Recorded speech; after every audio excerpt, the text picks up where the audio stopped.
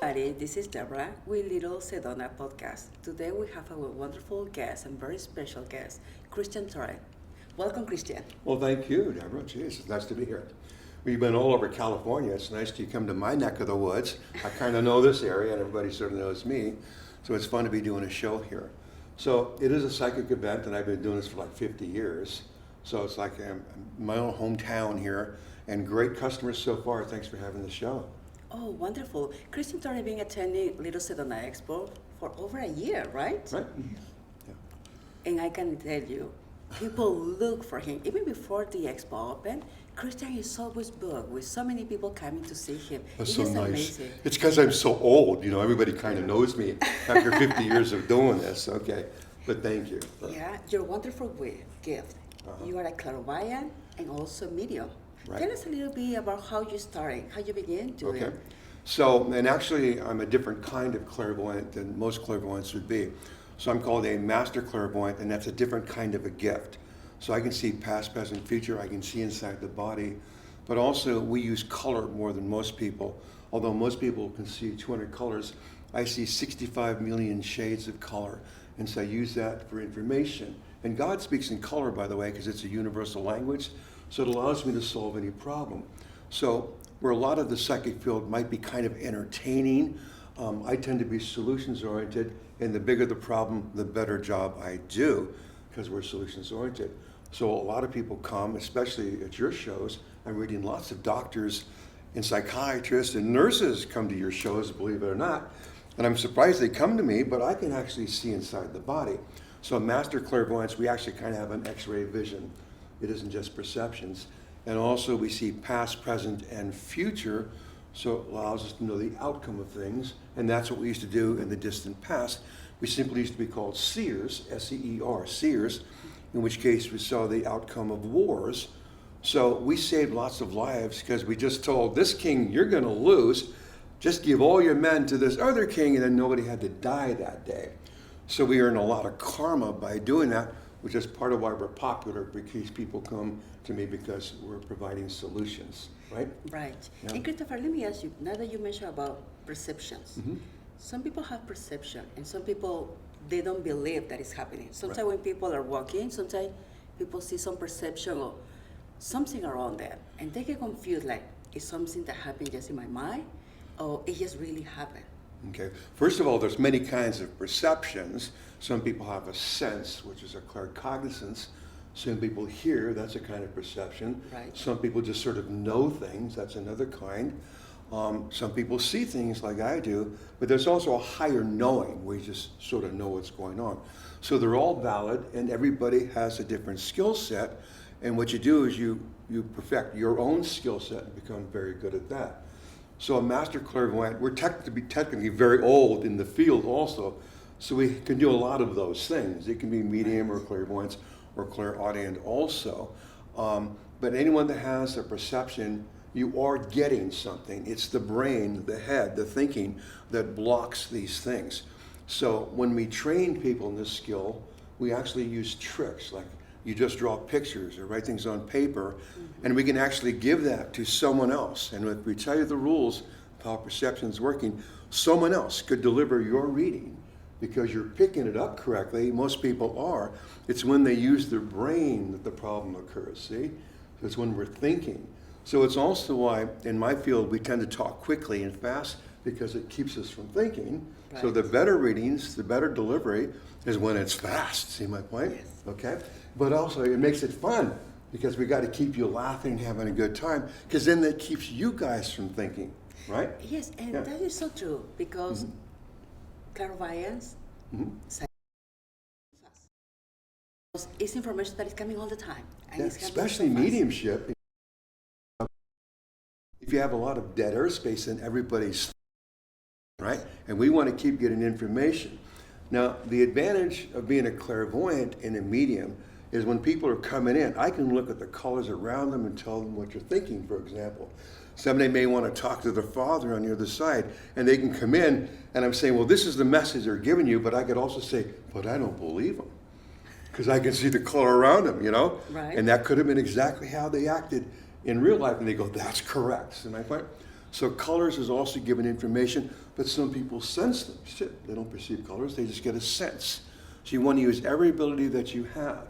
Now, also in this skill set, and it could be true with psychism and other skill sets, you need to learn to measure time, for example, right? Because they want to know the future. When am I going to get that job? So those are other things that aren't just visual or words. Am I point? Right. So there's a kind of analysis that we can do as long as we don't start thinking. So I tell people, just guess. The odds of you being correct if you just guess doing a reading is better than if you think or analyze it. See my point? Mm-hmm. Okay.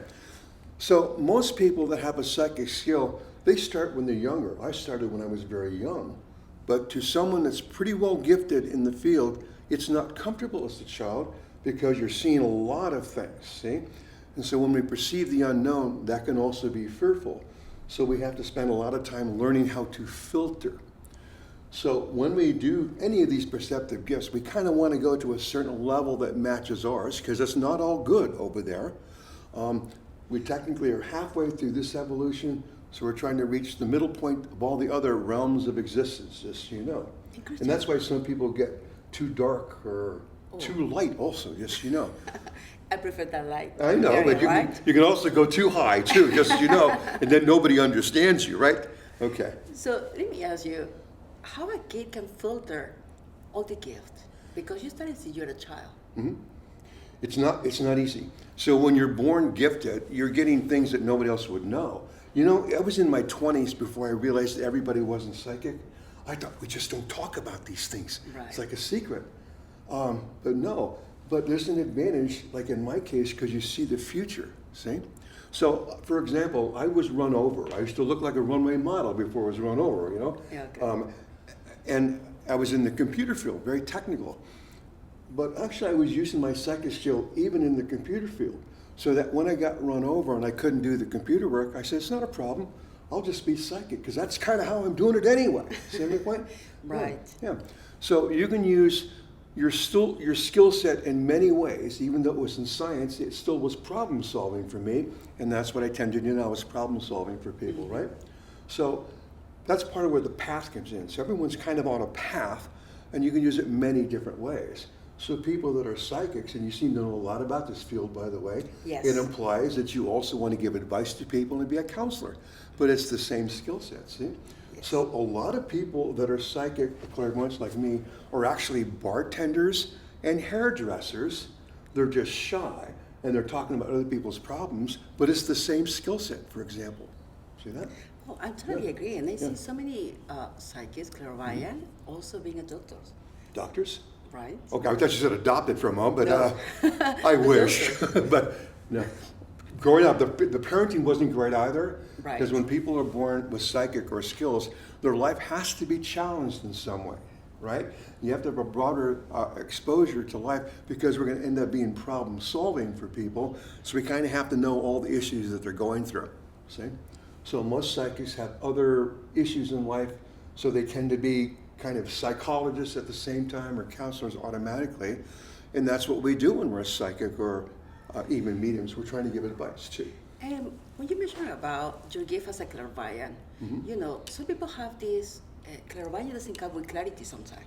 Oh, there's different kinds of clairvoyance. The clairvoyants come sometimes in different ways. So some clairvoyants, people can get an impression in their head, or they call it their third eye, but it's kind of an impression, okay? Okay. So I distinguish myself as a master clairvoyant, which means I literally see it. If I'm going to bring in someone, it's because I see them, okay? If I'm looking in the body, I can actually see the organ or the issue or the illness, in fact, better than even a doctor could. Oh, wow. See? So I can actually see literally bacteria, which is so small. Trillions of them could fit in an inch, and doctors would have to take tests, right? So when you come to a psychic or clairvoyant or with our gifts, we don't need to do those tests. We can magnify, we can adjust things, and go right to the solution. But also, with clairvoyance, or even in psychics in general, we can play something called what if. I could say, what if I took this medicine, what would the reaction be? And we can see the reaction, for example. Okay. And we will often see it in color.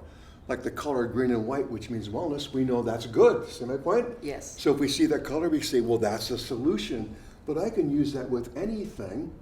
So regardless of your skill set, like even psychism, add to it with other things like seeing color, and you get more information and better solutions, see?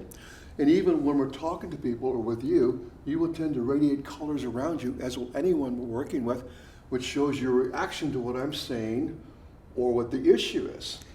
And it's like when you're talking with people just in general, if you're psychic or clairvoyant, we see what's really behind their thoughts. Oh, wow. Okay, because it can not only just come in an energy, it can come in a colored energy, and color never changes its meaning.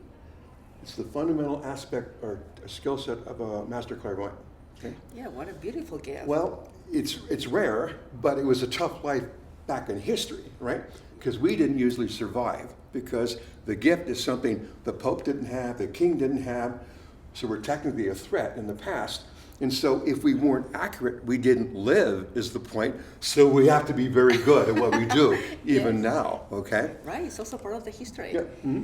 So, Christian, how people can contact you? And because so many people I know are looking for an appointment with you, how they can contact you? That can be tough because there's only so many hours in a day, right? Right. Okay. So I get to do your shows, first of all, which are all over the place all the time now. Thank and you. And very, very popular. So normally you'll just show up. We don't try to do too many appointments in advance so that the people that come to the show can actually see us, right? Okay. Right. But we are available pretty much everywhere. For almost 50 years I've been doing this type of thing. But they can connect us with the website or directly at www.msc.D or if they just Google psychic fairs, whatever, we're going to find your show, right? And I'll probably Yes. be there because we do them every couple of weeks, right? And that's the best way because people tend to like to do it in person, but it doesn't have to be. It actually works very, very well over the phone once you've learned how to do this, not at first. But actually over the phone it can be kind of easy because before I call you, I just start drawing a picture. I know what's going on, how it's going to go. And over the phone, we don't have any dead airspace. I know exactly how to orchestrate that to get you your 45 minutes or 30 minutes. So phone readings can actually be better than in person sometimes, see? Oh, okay. So you could actually call us to get a phone appointment, but we kind of like to do it at the show because, believe it or not, in life, this is the fun stuff for us. People in the field, we actually like this. And the people at these shows, the vendors, they're like our family. Because Yes. we relate, you know what I'm saying? It's like the circuses in town, okay? And I happen to be the clown today, but that's the way it goes. But it can be fun, right? But the way we're portrayed in history, it's always very serious. And in the past it was, right? Because we were trying to save lives, find food, know where to migrate to, all these other serious issues. But now it can be kind of fun. So we tend to help people get on their path or accomplish their life or overcome obstacles. But technically, life is designed where there should be solutions. So psychics, clairvoyants, people in our field, we're trying to help people get somewhere faster without all the issues. So we're kind of problem solvers, right? Yes. Okay. In addition to all the fun, right? So you can buy jewelry, you can start looking gorgeous like this. Look at all the fancy stuff on there. Thank you. These shows have rocks and crystals and they have healers and Yes. things like that. I'm just one of the contributions to this show, right? Yes, and people love your contribution. People love. Well, that's because I'm funny, I think, you know. You got to make it fun. People don't seem to realize that when you're given advice, if you keep talking serious or just focus on the serious issues, actually people get quiet. You know what I'm saying? Right. Or they're analyzing. You kind of want to get them talking fast, us talking fast, so we get to the solution. But all the comedy and all those things make everybody more comfortable, see? Yes. And then if you get too serious, everybody clams up, see? So when you go to a psychic or that, start talking just to keep the vibe going, so to speak. It also sets a pace so you get more out of your half hour or your hour, right? See? Sitting there being very quiet like you see a lot of people doing, it doesn't make it for a good reading, right? Yes, but it's also have to do a lot with your personality. People Yeah, need to have yeah, that yeah. fun and Right. enthusiastic personality, you know? But I actually came from an extremely shy background because when you're born with the gift, everything's different to you. Yes. So when you feel that you're different, you tend to be quiet. But after a while, it's like, oh, I seem to know things. I seem to know things. So and it's sort of a confidence issue. So once people think they know something or feel that they do, then they'll start talking, right? So it's true for any profession. Once you know it, you communicate more. Right. And a lot of people that come to you are shy.